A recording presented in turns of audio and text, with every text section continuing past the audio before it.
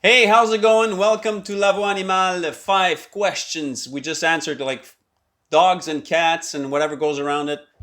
That's it. It's you could follow us on YouTube. We have a channel and other questions that we answer. So here we go. That's the way it goes. Number one, why does my dog have ear infections? Um, from my experience, it happens a lot. When one dog gets it at least once, then it comes back often. It's just like us. Like some people have rashes or something like that, and it just comes back, or their allergies or something like that. You'll have a dog that has the same thing, and often people are going to blame the food and just change right away. Sometimes it works, but often it comes back. Especially like now we're in June here in Montreal, and like it happens a lot. People call me for that. Of course, the allergies. Dogs have that. It's hotter outside, and so yeah, try to clean the ears as often as you can. Try to keep them dry, especially like when they get back from grooming. Check if the ears are dry because sometimes they don't do a good job. So it's important. So yeah, and sometimes it's the food, but like I tell you, even if you change the food, might happen that it comes back and you'll say, "Oh, look, I changed the food." And it's don't blame that. It's just like me. If I had the ear infections right now, I wouldn't blame my McDonald's that I ate yesterday. I'd probably like try to clean it out, and same thing for your dog. So, my dog started to scratch. How to find out why? It's the same thing. Like right now, like with the allergies, sometimes people like they blame the food, but they change the food and the allergies pass, and now they think it's because of the food, but often it comes back the next year. So like be sure the timing, be sure what to know what you did last time. Like did you just move?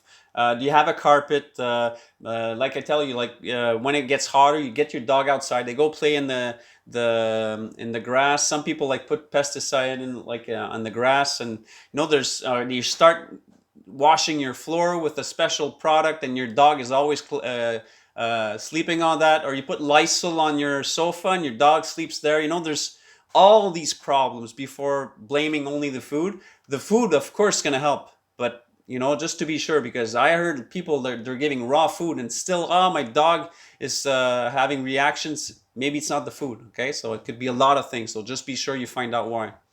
What is the best nutrition to give your pet? Well, that's pretty global. Um, I don't know if there's an optimal food you could give your pet. I guess the best thing you could give your dog or your cat or would be a prey. So a dog, you'd probably give him a rabbit. That probably, and just like that, that'd probably be the best because he'd have the eyes and the bones and the skin and the muscles and the liver and the organs and everything would be there. The paw and the neck. So you'd be sure. But I'm sure that even with that, some people would say, "Oh, but he's missing some omega 3. So maybe throw in a fish." You know. And other people, well, yeah, but he's missing. There's always something. So is there? That'd probably be one of the best. But again, there's dogs that just had an operation, and maybe they don't need as much of a certain, I don't know, a certain like nutrient in their food. Maybe they need something more or something less. Some dogs have, or cats, they have an immune problem, so they can't digest a certain things. So they're gonna have to have less of it. So it's hard to say. Even if you gave them the best food, how do you know? You can't know. So and even if you take like real like wolves, when they live together, they don't eat a rabbit every day. It's impossible. They don't eat a rabbit and a fish every day. So and often when they eat together, they share. So like the alpha dog's probably gonna eat I don't know, the heart or the liver first or of a big animal, and the others are gonna eat the scraps. So they don't each eat a liver and a heart, but probably if you want to give them the best food, probably around that. But even then, I don't know. Um, do I have to add supplements to the recipes? You don't have to. You could. Maybe some need, maybe some don't need. So that's hard. If you take, there's a supplement you call Kelp Plus. That's a white powder. They have that certain amount of nutrients in there. If you add it to one recipe and you add it to another recipe equally, both recipes are going to be different. They're already different when you start off with. Maybe your dog needs more of one than the other. Maybe he doesn't need the supplements in this one, but in the other one would need it. You'd have to analyze exactly what both recipes have to exactly like give the right amount and stuff. And even there, you'd probably be missing or giving something too much. It depends on a lot of factors. It depends of how old your dog is, what is he doing, how is he moving, what kind of dog, where does he live, So yeah, it's probably it's really complicated. But if you're the kind of person that needs to know, go on websites and find the company that gives you the most like uh, information possible. And the best thing I could tell you, make your own stuff. If you really want to know exactly, make your own stuff. You'll be sure exactly what you're giving your dog or cat, and you could add the supplements you want.